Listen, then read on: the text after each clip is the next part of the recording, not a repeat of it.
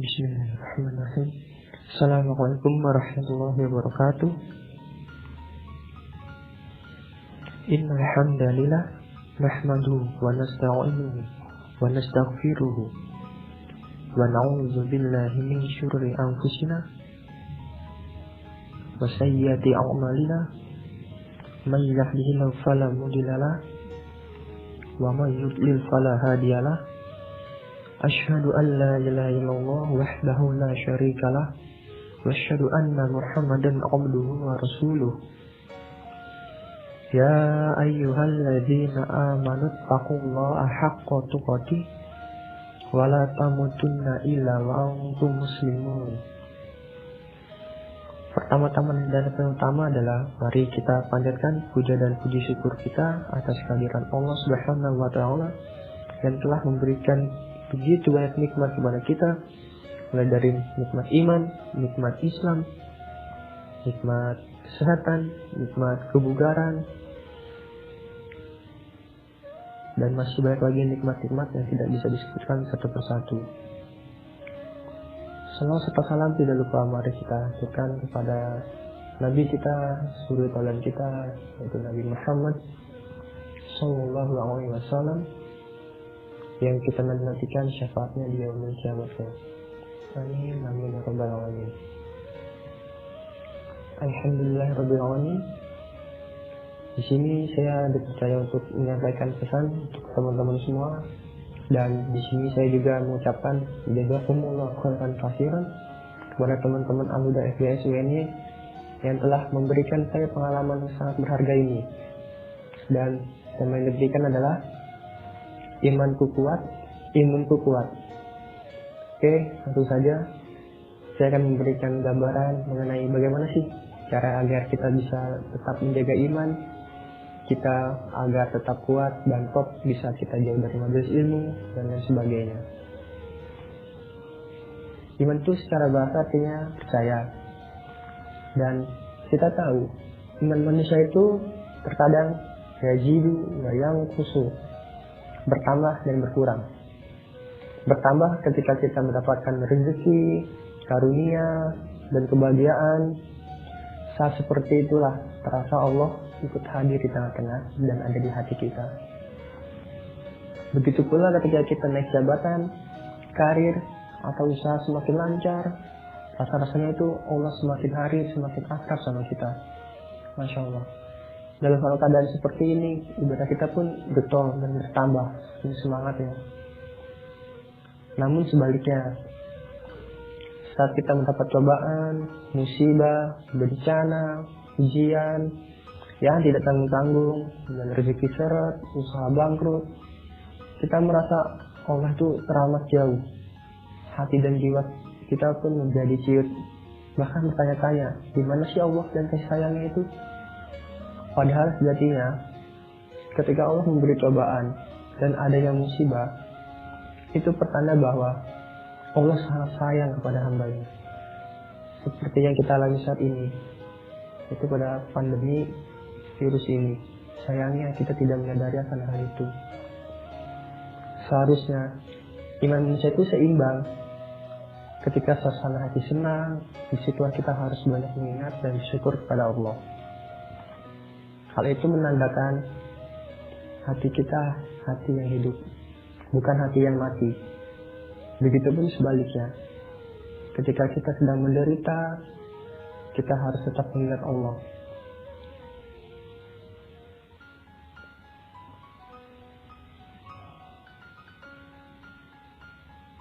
Karena hidup pun tidak selamanya senang dan bahagia, melainkan hidup itu ada derita, ada duka yang membuat hati terluka. Di saat hati sedang menderita, kita harus tetap terjaga dan tidak melupakan Allah. Harus tetap ingat dan dekat sama Allah. Karena banyak di antara manusia ketika suasana hati terluka, ia baru ingat kepada Allah dengan memohon, meminta, berharap, dan minta tolong. Pada saat kita jauh, Allah tetap berlabuh di hati kita. Apalagi ketika kita mengingatnya, Allah sangat dekat. Namun sayang 1000 kali sayang, Karena sifat manusia yang tidak pandai bersyukur atas nikmatnya, kita jarang mengingat Allah, maka Allah pun jarang mengingat kita. Untuk dapat tetap dekat dengan Allah, maka janganlah lupakan kasih sayangnya Allah, agar hidup tetap bahagia, agar selalu berada di puncak dan merasakan lezat manusia iman dan cinta Allah. Maka Allah harus dijadikan nomor satu, harus diprioritaskan. Itu kuncinya. Nah, apakah kita mampu mengingat Allah setiap saat? Jawabannya, kita harus mampu. Dan seharusnya dalam beribadah pun harus memegang prinsip yang kuat, istiqomah, dan tidak mengenal kata lelah. Maka yang diraih adalah iman akan berubah dan akan mendapatkan iman yang paling hebat dan paling top. Diriwayatkan dalam Sahihain dari Abu Hurairah radhiyallahu anhu bahwa Rasulullah bersabda, iman itu ada 70 sekian cabang. Yang paling tinggi adalah ucapan La ilaha illallah. Dan yang paling rendah adalah menyingkirkan gangguan dari jalan. Maknanya adalah sebagaimana yang dikatakan oleh ulama salaf, yaitu sesungguhnya iman itu adalah keyakinan, ucapan, dan perbuatan. Dan sesungguhnya seluruh amal masuk ke dalam apa yang dinamakan dengan keimanan. Kemudian Imam Muslim meriwayatkan dari Al-Abbas radhiyallahu anhu bahwa Rasulullah shallallahu alaihi wasallam bersabda, akan merasakan lezatnya keimanan siapa saja yang ridho terhadap Allah sebagai Tuhannya, Islam sebagai agamanya, dan Nabi Muhammad sebagai Rasul yang diutus untuknya. Lalu Imam Ahmad juga meriwayatkan dari Abu Razim radhiyallahu anhu berkata, wahai Rasulullah, apa itu iman? Rasulullah pun menjawab, iman adalah ketika kamu berikrar bahwa tiada Tuhan yang berhak disembah selain Allah, semata yang tiada sekutu baginya, dan bahwasanya Nabi Muhammad adalah hamba dan utusannya.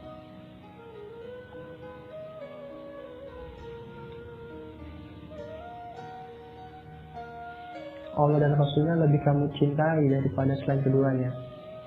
Terbakarnya kamu di dalam api lebih baik dan lebih dicintai daripada kamu menyekutukan Allah dengan sesuatu.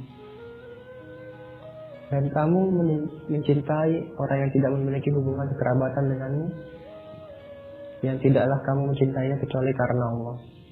Jika kondisimu demikian, maka kecintaan terhadap iman telah masuk ke dalam hatimu, seperti masuknya kecintaan air bagi orang yang haus di hari yang amat panas. Oke, selanjutnya saya akan menjelaskan proses menuju iman yang kuat. Ya, karena semua itu butuh proses. Memang jarang ada yang instan. Oke, yang pertama itu kita harus membuka jendela hati kita terlebih dahulu. Layaknya ketika kita membuka pintu saat akan bertamu dan sebelum masuk rumah, maka etika yang terbaik adalah mengetuk dan mengucapkan salam. Tok tok tok, assalamualaikum. Begitu juga ketika kita hendak membuka jendela dan pintu hati, itu diketuk dengan salam. Ya muqallibal qulub, iftah babuka, iftah qalbi. Wahai yang membolak-balikan hati, bukalah pintu hati ini. Bukakan pintu dengan pintumu akan hatiku. Sabit qalbi, tetapkan hatiku.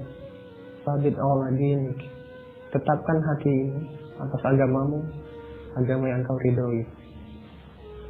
Sementara kita mengetahui hati adalah center of body, berperan mengatur seluruh orbit anggota tubuh. Kemana akan pergi dan bergerak langkah, arah kemana tubuh akan mengarah. Maka hati yang malas, hati yang risau, dan resah karena hati yang galau, pertanda doa akan lama terkabul dan dikabulkan. Nah, kalau hati bersih, maka pikiran pun akan jernih. Kalau hati galau, pikiran akan kacau. Agar hati berjalan sesuai fungsinya, maka sering-seringlah membuka jendela hati yang perlu gigi ikhlas yang super prioritas. Begitu juga hati yang berdosa, ia akan meninggalkan bekas, bintik, dan titik hitam. Ketika semakin banyak bintik hitam di hati, maka hati kita pun akan tertutup dan gelap. Namun, kesalahan dan dosa itu wajar bagi manusia. Semua manusia memiliki dosa. Manusia adalah makhluk tempatnya salah dan dosa, kecuali para nabi Allah, karena nabi selalu terjaga dan dijaga oleh Allah. Ketika kita telah bertaubat, maka hati akan bersih. Hati yang bersih ibarat cermin yang memantulkan cahaya. Hati menyatu dengan jiwa jantungnya. Dia adalah jiwa.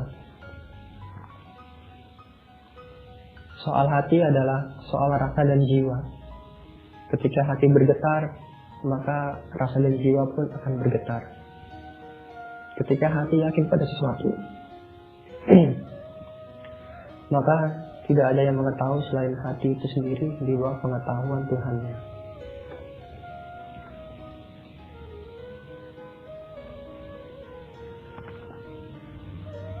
Kedua, mengenal hati lebih dalam. Perjalanan hati manusia itu ibarat pohon. Dahan dan rantingnya harus diluruskan. Harus banyak diberi lurus biar lurus. Harus diikat agar kuat. Begitupun dengan hati. Ia harus diluruskan ketika bengkok. Harus banyak dipupuk dan disiram. Diberi gizi dan dilatih dengan zikir berkomunikasi dengan Ilahi.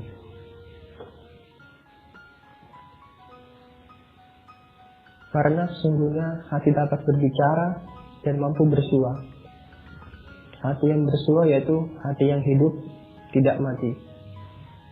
Karena banyak orang yang punya hati, tapi hatinya itu mati. Mengapa? Karena hatinya sakit. Tidak pernah diajak berzikir. Tidak pernah disirami siraman rohani. Tidak pernah mengaji Al-Quran. Jauh dari sholat dan gemar melakukan maksiat. Allah menjelaskan tentang hati dengan bahasa qalbu.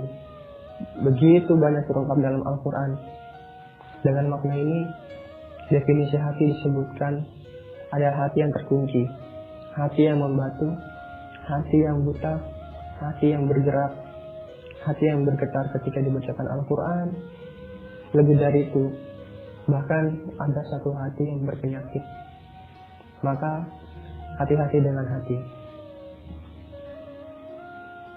Apakah hati kita yang ada dalam diri sudah dapat kita kenali? Dengan mengenal hati lebih dalam, sejatinya kita mengenal hakikat hidup dan mengenal siapa pencipta diri kita. Dalam hadis qudsi menjelaskan, siapa yang mengenal dirinya, maka ia telah mengenal akan Tuhannya.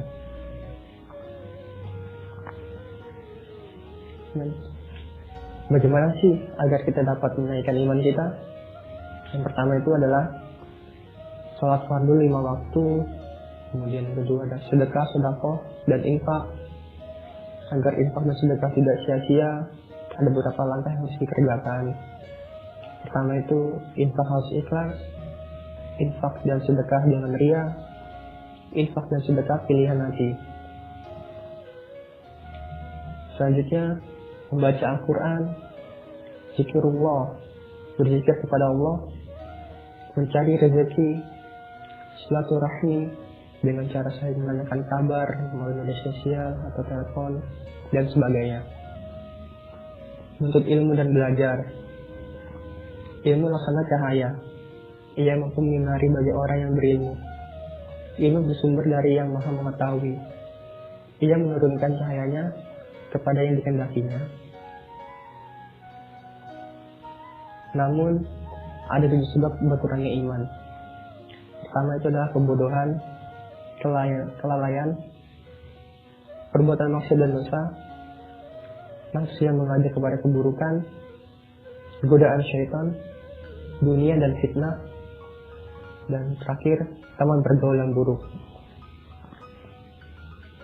Nah, maka kita perlu adanya istiqomah agar dapat terus di puncak iman kita. Istiqomah adalah usaha untuk konsisten dalam ketaatan. Pertama, istiqomah dilakukan dengan ilmu terlebih dahulu. Harus paham betul apa itu istiqomah. Bagaimana sih cara agar istiqomah agar tidak pusing tujuh keliling? Maka harus difokuskan dulu. Kita mesti istiqomah dalam ilmu apa? Misalnya sholat. Maka pelajarilah ilmu tentang sholat dan lain sebagainya. Kemudian yang kedua, keluarkan motivasi positifnya, keutamaannya. Itu harus diketahui. Lalu dituliskan keutamaan itu ketika sedang lemah. Maka harus segera melihat manfaat itu. Apa yang kita harus kerjakan agar kita dapat termotivasi. Contohnya, salat tahajud. Keutamaannya itu adalah mengubah hidup dan meningkatkan derajat. Bisa dilihat di surah Al-Isra ayat 79 yang artinya, dan pada sebagian malam hari bersembahyanglah, tahajudlah kamu sebagai suatu ibadah tambahan bagimu. Mudah-mudahan Tuhanmu mengangkat kamu ke dalam tempat yang terpuji. Yang kedua, keutamaan tahajud adalah solusi hidup dan hadiah besar. Yang ketiga, waktu mustajab untuk berdoa. Yang terakhir, cara takarub kepada Allah, proteksi diri dari dua macam penyakit, yaitu lahir dan batin. Kemudian, hadirkan ancaman-ancaman dari Allah ketika kita sedang melenceng. Karena ketika kita sedang melenceng dari kebaikan, maka langsung ingatlah ancaman-ancaman yang akan Allah berikan kepada kita ketika melakukan keburukan itu. Maka dari itu, di sini teman-teman juga harus membuat jadwal targetan ibadah teman-teman sendiri. Misalnya, sholat tahajud minimal 6 rakaat per hari. Kemudian sholat duha 4 rakaat per hari. Targetkan juga baca Al-Quran 1 hari 1 juz, beberapa halaman semampu teman-teman. Kemudian baca surah Al-Mulk sebelum tidur. Sholat fardu 5 waktu. Jadi juga membaca buku seperti Sirah Nabawiyah, Riyadhus Shalihin, dan juga novel, dan lain sebagainya. Jadi itulah.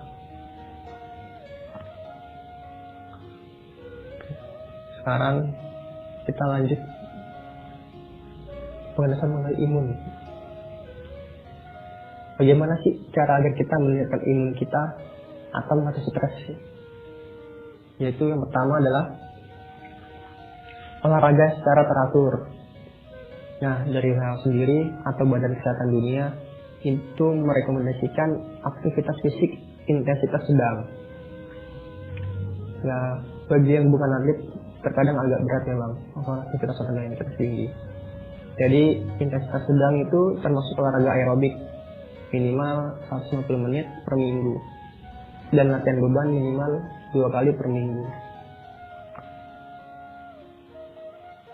Karena olahraga secara teratur itu dapat mencegah kita dari sakit, dan manfaatnya yaitu dapat meningkatkan sirkulasi darah di dalam tubuh, karena sirkulasi yang lebih lancar memungkinkan sel-sel dan sel antibodi bergerak di dalam tubuh lebih lancar dan bekerja secara optimal.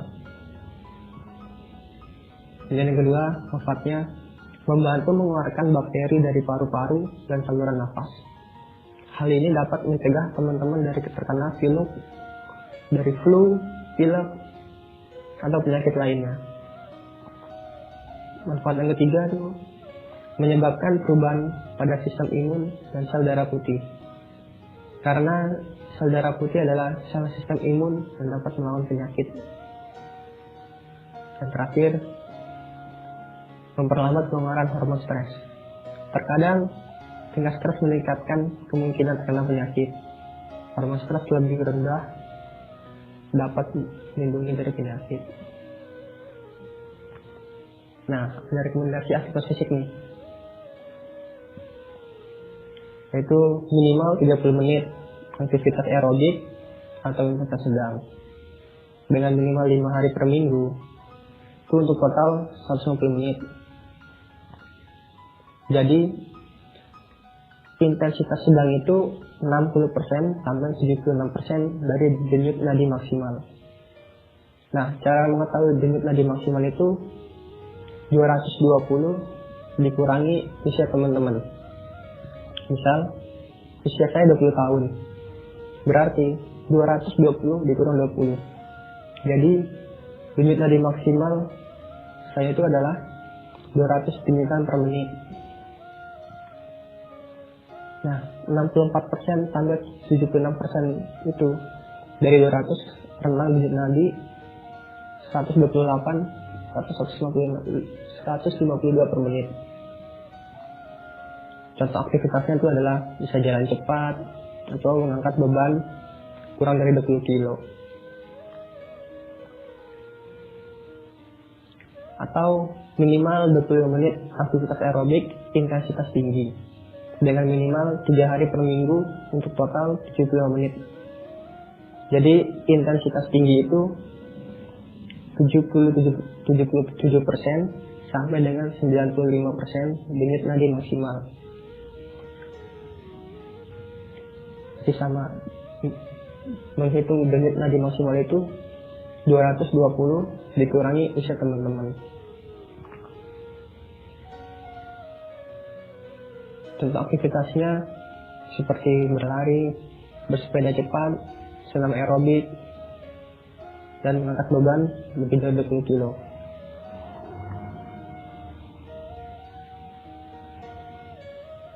Nah, kemudian ada rekomendasi lagi nih. Kalau ini dari Perhimpunan Dokter Spesialis Kedokteran Olahraga atau disingkat PDSKO. Yaitu untuk tetap aktif selama pandemi seperti ini, seperti latihan aerobik. Ini dapat dilakukan di dalam ataupun di luar ruangan dengan tetap mengutamakan physical distancing. Contohnya, jalan cepat sekeliling rumah selama 10-15 menit. Dilakukan 2-3 kali per hari. Kemudian bisa senam aerobik via YouTube atau video di kaset. Itu juga dengan lompat tali. Lalu ada latihan kekuatan beban. Ini bisa dicari di aplikasi smartphone teman-teman atau dapat melakukan gerakan-gerakan seperti ini. Yaitu menurut diri saya pribadi itu ada squat, jongkok berdiri, lunge, push up, jump lunge, plank, wall sit, side plank, head to low plank, sit up, flutter kick, back up, pull up. Kemudian untuk cardio workoutnya itu bisa juga dengan jogging in place, high knee, jumping jack, squat thrust, forward jump, loncat ke depan dan ke belakang, lateral jump, loncat ke samping kanan dan kiri. Yaitu sesuaikan dengan kemampuan teman-teman. Kemudian lakukan peregangan dinamis atau dinamis stretching sebelum latihan. Setiap gerakan dilakukan 10-12 kali atau 20-60 detik. Istirahat pergerakan itu 10-30 detik. Jenis latihannya kalau bisa yang circuit training, yaitu ada 6-8 gerakan. Itu bisa dibagi menjadi cardio, tubuh bagian atas, dan tubuh bagian bawah juga harus ada. Misalnya cardio workout itu ada jogging in place, high knee, jumping jack. Kemudian di tubuh bagian atas itu bisa melakukan push up, pull up. Untuk tubuh bagian bawah bisa squat, bisa lunge.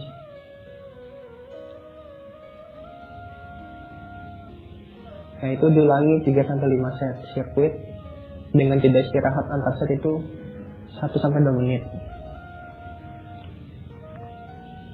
Nah, apakah latihan fisik atau olahraga dapat mencegah terkena infeksi virus. Ya, latihan fisik dengan intensitas sedang dapat meningkatkan sistem imun. Karena dengan sistem imun yang kuat, maka insya Allah kita akan terhindar dari virus. Kemudian yang diperhatikan adalah makanan-makanan yang bergizi dan seimbang. Rekomendasi dari WHO saat karantina ini adalah yang pertama, prioritaskan bahan makanan segar dan bervariasi.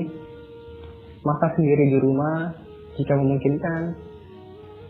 Kemudian perhatikan porsi makanan, sehatnya, lengkap dan seimbang. Lalu konsumsi cukup serat. Lalu hidrasi dengan baik, minum air yang cukup. Praktikan kebersihan dalam mengelola makanan atau saat makan, misalnya dengan mencuci tangan terlebih dahulu sebelum makan. Lalu tidur yang cukup dan rutin. Tidur yang cukup itu sekitar 7-8 jam. Lalu tidur normal, tidur lebih awal dan bangun lebih awal. Lalu rencanakan apa yang kita agendakan besok.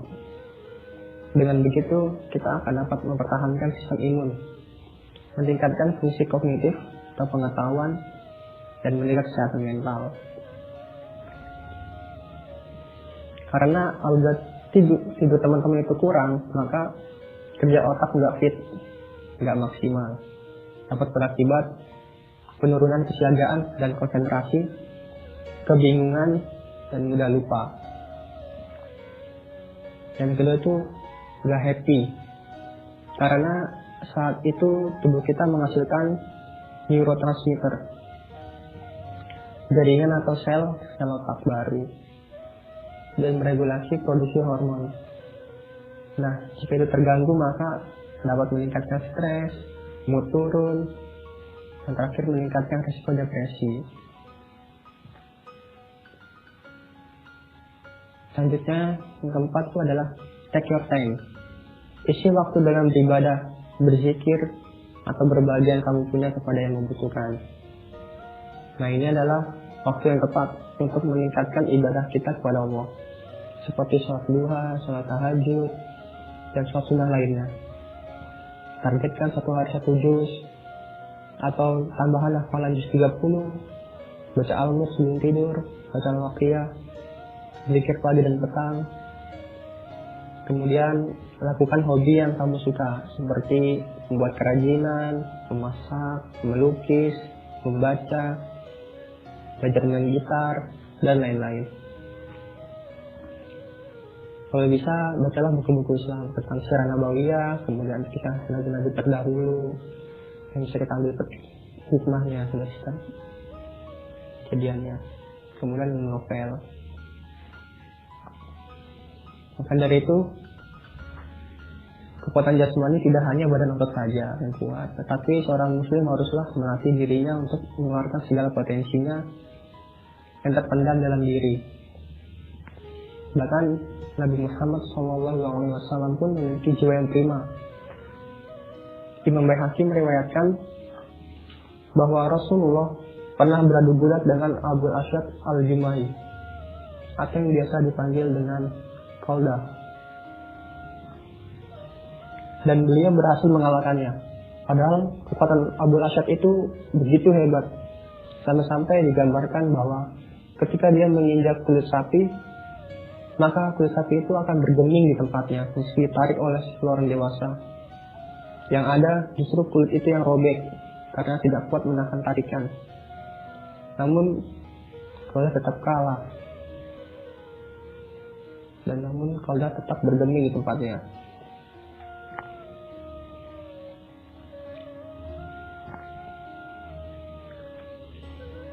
Para imam juga meriwayatkan bahwa kaum muslimin ketika menggali parit saat perang Khandaq menemukan beberapa batu besar dan keras, putih bundar.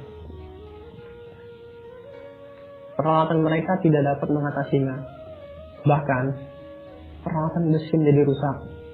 Hal ini pun merepotkan mereka saat itu, sehingga mereka memberitahukannya kepada Rasulullah SAW saat beliau sedang berteduh di bawah tudung berbulu.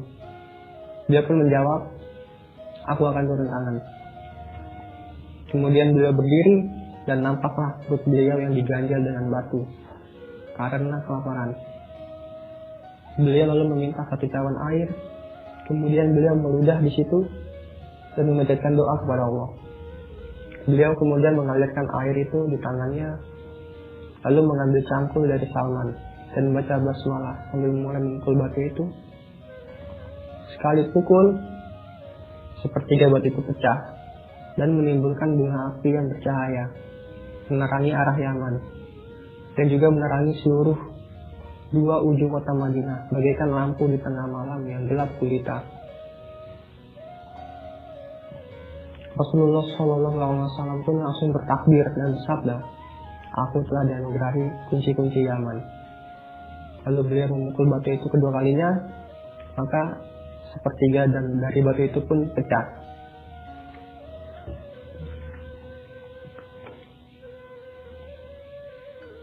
Nabi SAW melatih, memanah dan mengemban fisik para sahabat. Diriwayatkan dari Atha bin Rabah berkata, "Saya pernah menyaksikan Jabir bin Abdillah dan Jabir bin Umair radhiyallahu anhu sedang bertanding memanah. Kemudian salah satu dari mereka kecapean dan duduk. Salah satunya kemudian berujar, 'Kamu sungguh bermalas-malasan. Aku pernah mendengar Rasulullah bersabda,' yang artinya, segala pekerjaan yang tidak mengingat Allah hanyalah senda gurau dan main-main belaka, kecuali 4 jenis pekerjaan, yaitu orang yang membidik target panahnya, belajar menunggang kuda, bercengkrama dengan pasangannya, dan belajar berenang." Hadis riwayat Tabrani dalam Al-Kabir dengan sanad yang baik. Hadis di atas semakin memperjelas keutamaan berlatih memanah dan lainnya, agar remaja tumbuh besar dalam latihan kekuatan dan olahraga, cinta jihad, dan belajar seni bertempur.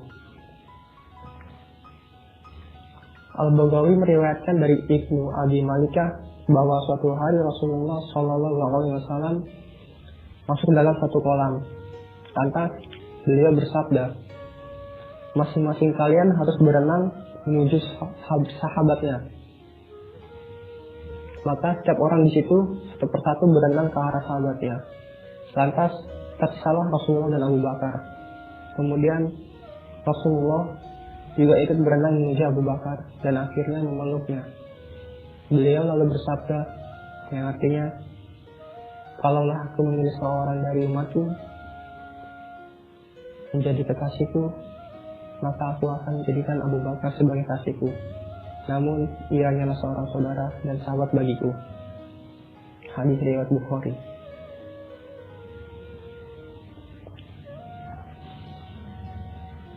Imam Ahmad juga meriwayatkan dari Abdullah bin Harith radhiyallahu anhu bahwa suatu hari Rasulullah SAW membariskan Abdullah, Ubaidillah, dan beberapa anak dari sahabat Abbas radhiyallahu anhu yang lainnya. Lalu beliau bersabda, "Yang menang berlari menuju aku, maka akan dapat hadiah ini dan itu."